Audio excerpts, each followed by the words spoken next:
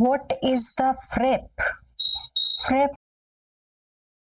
So what is FREP? उससे पहले इस FREP की फुल फॉर्म क्या है वो समझ लो।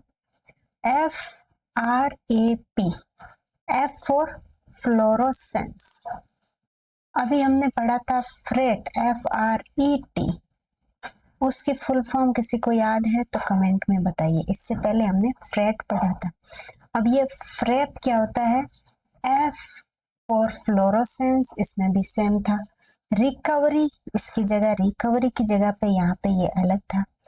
आफ्टर फोटो ब्लीचिंग, यानी कि P फॉर फोटो ब्लीचिंग है, A फॉर आफ्टर रिकवरी, और ये इसमें पूरा अलग है, बट F फॉर सिमिलर है।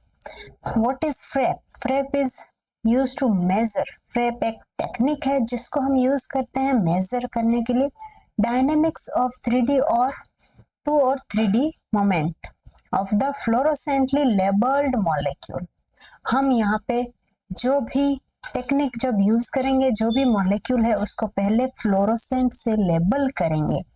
विद इन और बिटवीन सेल, सेल के अंदर उसका मोमेंट क्या है वो देखेंगे, और सेल के बीच में, दो सेल के बीच में क्या है वो देखेंगे। और ये इंपॉर्टेंट पैरामीटर शो करता है एक सेल फिजियोलॉजी या सेल बायोलॉजी के अंदर सेल का जो फिजियोलॉजी है अकेले का, उसमें कितने टाइप के प्रोटीन है, किस तरह से मोमेंट करते हैं, ये सब देखेंगे। तो इसका प्रिंसिपल क्या है? अब फ्लोरोसेंटली लेबल मॉलिक्यूल है, उस जैसे ये लेबल है, इतना पोर्शन हमने लेबल कर दिया, इसमें से हम स्मॉल पोर्शन, ये छोटा सा पोर्शन लेंगे, जो क्या करेंगे, फोटो ब्लीच करेंगे। फोटो मीन्स लाइट, लाइट की हेल्प से ब्लीच कर देंगे। ब्लीच मीन्स क्या होता है? ये फ्लोरोसेंट कोई ना कोई कलर होगा, ब्लीचिंग वहां से वो कलर हटा देना। इस स्मॉल एरिया पूरा डार्क हो जाएगा क्योंकि जो हमने कलर इसको दिया उस कलर को हमने हटा दिया। देन रिकवरी ऑफ फ्लोरोसेंस, अब वो ब्लीचिंग है वापस से रिकवर होगी, वापस से उसमें फ्लोरोसेंस आएगा।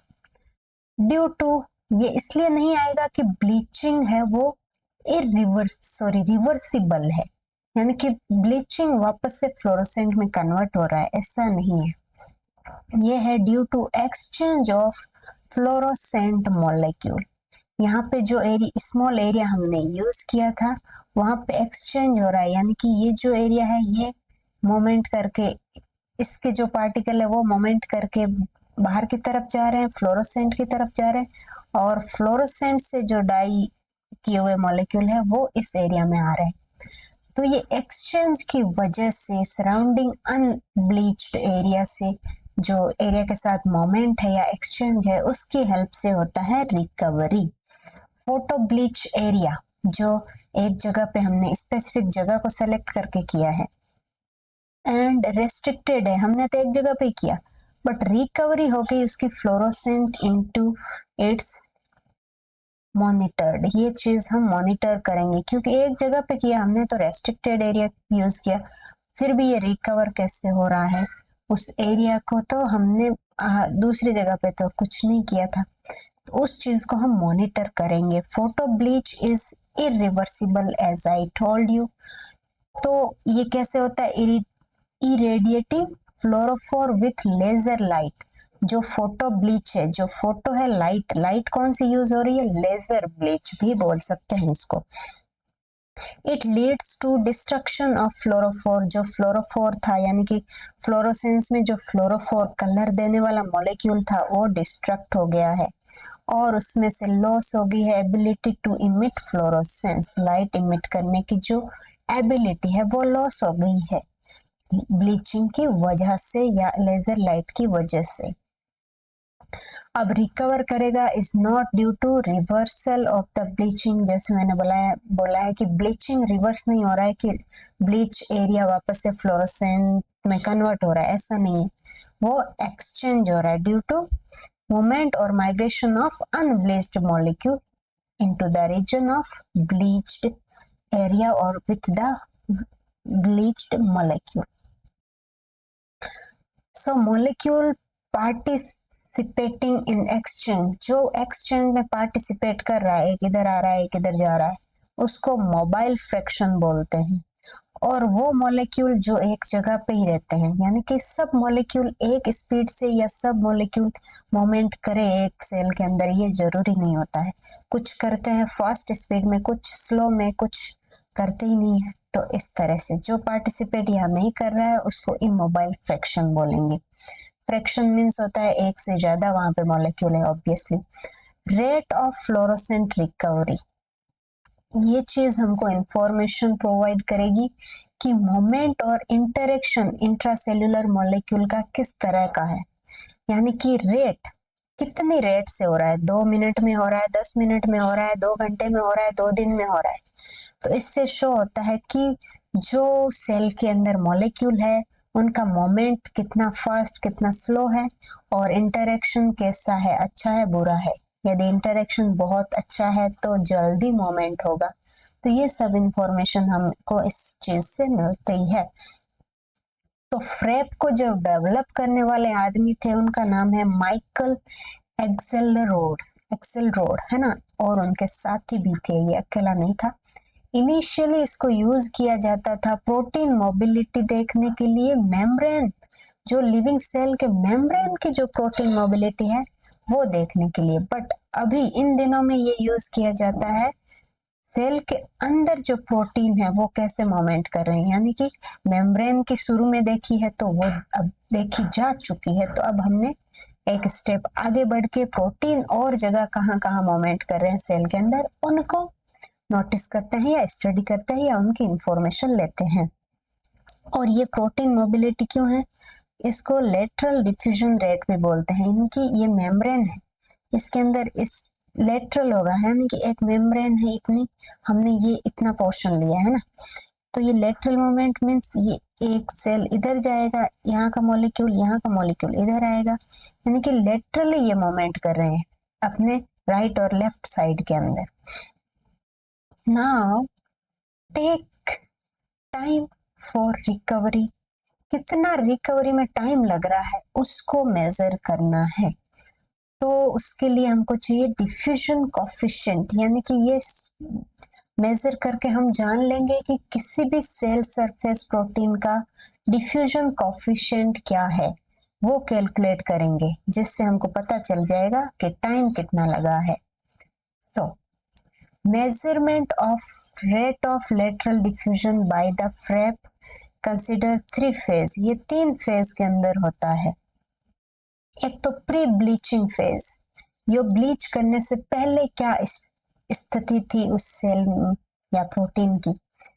देन फोटो ब्लीचिंग, जब फोटो ब्लीच हुआ तब वो स्पेसिफिक प्रोटीन कहाँ पे था। और पोस्ट ब्लीच, ब्लीच के बाद थोड़ा टाइम या जितना टाइम हम स्टडी करना चाहते हैं उतना टाइम देने के बाद क्या कंडीशन है, वो सब जानेंगे। फ्लोरोसेंट इंटेंसिटी रिकवर्स, यानी कि फ्लोरोसेंस है, यहाँ पे हमने ब्लीच किया है, अब हम 2 घंटे बाद देखेंगे कि इस एरिया में जो फ्लोरोसेंस या जो कलर दिख रहा है उसकी इंटेंसिटी क्या है, जो रिकवर हो गया है वो उस इंटेंसिटी के अकॉर्डिंग बताया जाएगा। यदि अभी भी वहां डार्क एरिया दिख रहा है, यानी कि अभी भी जो रिकवरी है वो अभी स्लो है, अभी होनी बाकी है, अच्छे से नहीं हुई है। Bleach molecule diffuse away, bleach molecule है वो बाहर की तरफ जाएंगे इस एरिया से, और इस एरिया में जो अनब्लीच्ड मॉलिक्यूल है वो इधर आएंगे, है ना। ब्लीच्ड या रेडिएटेड, इरेडिएटेड, यानी कि हमने इसको रेडिएशन दी थी लेजर लाइट की, इस वजह से ये हुआ है। Diffusion coefficient is calculated from graph of rate of discovery, ये हम रिकवरी है ना। तो ये डिफ्यूजन कोफिशिएंट हम कैलकुलेट करेंगे, फिर इसका ग्राफ भी फॉर्म करते हैं, या ग्राफ से हम समझ सकते हैं। Greater diffusion coefficient faster recovery, यदि डिफ्यूजन कोफिशिएंट अच्छा है, यानी कि डिफ्यूज होने की कैपेबिलिटी यदि उस प्रोटीन की अच्छी है, तो वो उस एरिया में रिकवरी भी क्या होगी, अच्छी होगी। मोबाइल और इमोबाइल फ्रैक्शन डिटरमाइन करता है रेशियो ऑफ फाइनल और इनिशियल फ्लोरोसेंट इंटेंसिटी, यदि फ्लोरोसेंट की इंटेंसिटी ब्लीच के बाद पहले कैसी थी बाद में कैसी है ना। यदि वहां पे मॉलिक्यूल यदि इमोबाइल फ्रैक्शन वहाँ पे ज़्यादा है तो ऑब्वियसली वहाँ पे रिकवरी कम होगी, और मोबाइल ज़्यादा है तो रिकवरी ज़्यादा होगी, यानी ज़्यादा फास्ट होगी। जैसे ये देखें आप, ये प्री ब्लीच फेज है जहाँ पे हर किसी को एक कलर दिया हुआ है, वो ग्रीन कलर है और ये दिख रहा है क्लियर ग्रीन, है ना।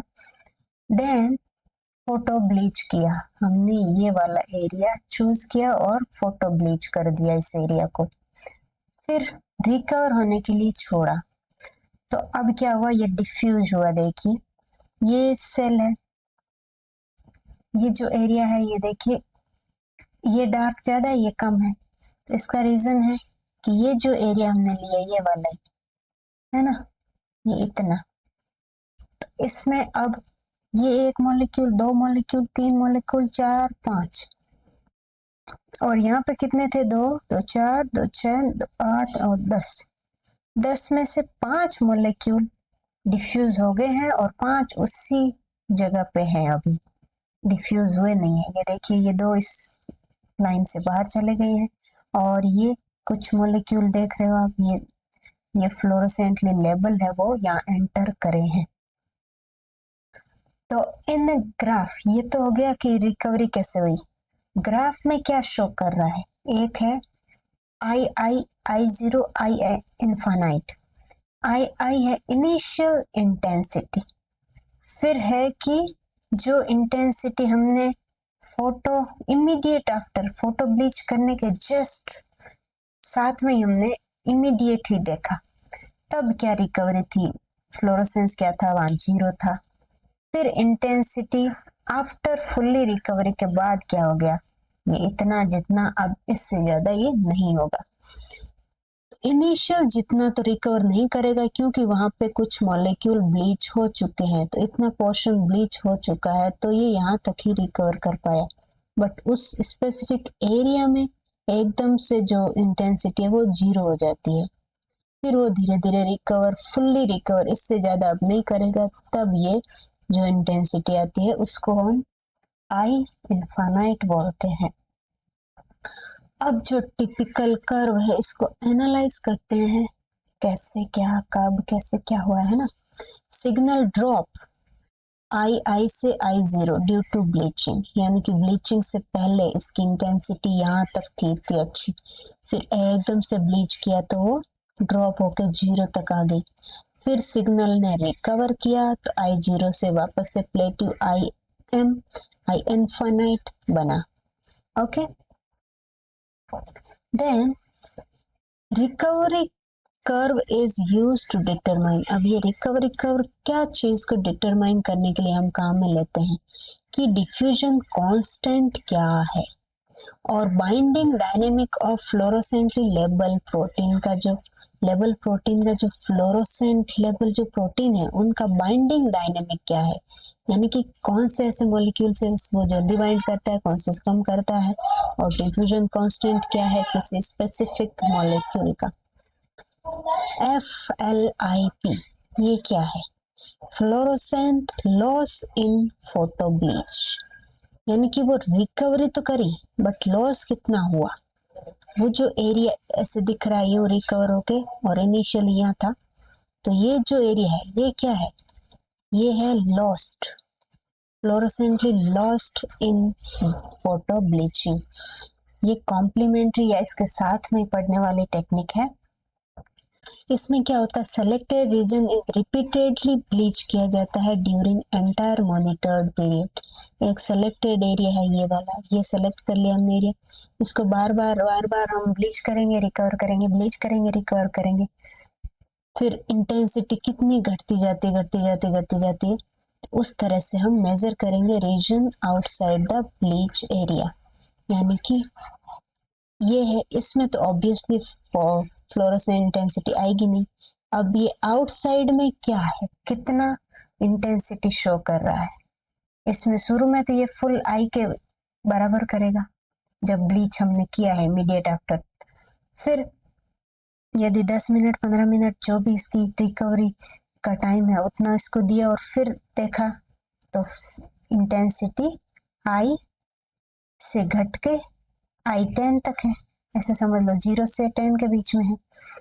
फिर और ब्लीच किया इस एरिया को, फिर वापस से देखा, वापस से ये 10 से और नीचे आ जाएगी, 9 पे आ जाएगी। तो ऐसे इस एरिया को ब्लीच कर करके देखते रहेंगे कि इंटेंसिटी में कितना ज्यादा डिग्रेडेशन कब तक हो रहा है। इस तरह से declining of fluorescent in surrounding region occurs due to bleaching of fluorochrome moving through the repeatedly bleached region। ऐसा क्यों हो रहा है? क्योंकि जो ब्लीचिंग एरिया है फ्लोरोक्रोम, ये मूव करता है through the repeatedly bleach region, यानी कि जो ब्लीच रीजन है वो रिपीटेडली जो नॉन ब्लीच्ड एरिया में मूवमेंट करता रहता है।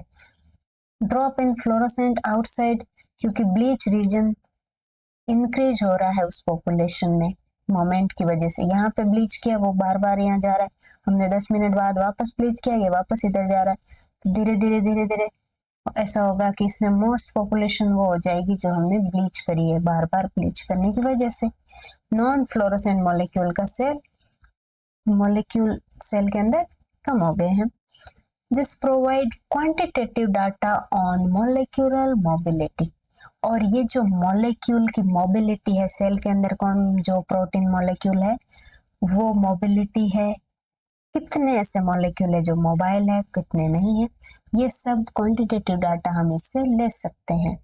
This is all about the prep and ये भी फ्लिप भी कह सकते हो ना, फ्लिप और प्रेप, ये दोनों अल्टरनेटिव यूज हो रही है। Okay bye bye.